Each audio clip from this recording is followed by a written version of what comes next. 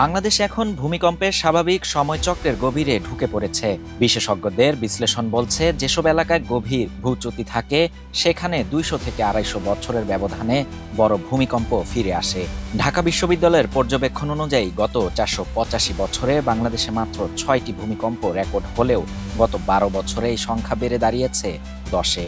কেন্দ্রস্থলও সরে এসেছে সিলেট ও চট্টগ্রাম থেকে মানিকগঞ্জ, নারায়ণগঞ্জ, নরসিংদী ও ময়মনসিংহের দিকে। ভূমিকম্প বিশেষজ্ঞ সৈয়দ হুমায়ুন আক্তার মনে করেন, বার্মা প্লেটের নিচে ইন্ডিয়ান প্লেটের চাপা পড়া শক্তি কখন মুক্তি পাবে তা অনিশ্চিত, তবে ঝুঁকি কমছে না, বরং বাড়ছে। ঐতিহাসিকভাবে 1869 থেকে 1930 এই 61 বছরে 5টি বড় ভূমিকম্প হয়েছিল, সবই রিক্টার স্কেলে 7-এর ওপরে। এরপরে দীর্ঘ নীরবতাকে অনেকে বিপজ্জনক সংকেত হিসেবে দেখছেন। 2024 সাল থেকে রেকর্ড হওয়া ভূমিকম্পে দেখা যাচ্ছে ছোট ছোট কম্পন সংখ্যা বাড়ছে, যা সুপ্ত ফাটলগুলোকে নড়াচড়া করাচ্ছে। বুয়েটের অধ্যাপক মেহেদী আহমেদ আনসারির মতে 7 মাত্রার কাছাকাছি ভূমিকম্প 100 থেকে 150 বছরে একবার ঘটে থাকে।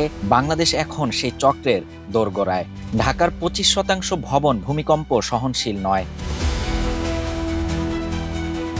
ঝুঁকির মাত্রা তুলে ধরেছে আরবান রেজিলিয়েন্স প্রজেক্ট। 1885 সালে মধুপুর ফল্টে 7.5 মাত্রার ভূমিকম্পের পর 139 বছর কোনো বড় ভূমিকম্প হয়নি। এখন যদি 6.9 মাত্রার ভূমিকম্প হয়, ঢাকায় ধস পড়তে পারে 8 লাখের বেশি ভবন, মৃত্যু হতে পারে কয়েক লাখ মানুষের। কিন্তু বাস্তব প্রস্তুতি অত্যন্ত দুর্বল।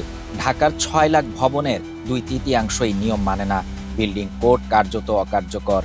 জরুরি সেবা, উদ্ধার কার্যক্রম ও অনুশীলনে বড় ঘাটতি রয়ে গেছে।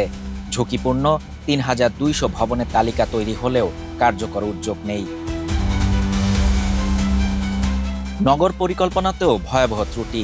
ঢাকায় নিরাপদ ও খোলা জায়গার অভাব চরম। দুর্ভোগে মানুষ আশ্রয় নেবে কোথায়, সেই প্রশ্নের উত্তর নেই। পরিকল্পনার মৌলিক নিয়ম অনুযায়ী 500 মিটারের মধ্যে খোলা জায়গা থাকা জরুরি, যা ঢাকায় প্রায় অনুপস্থিত।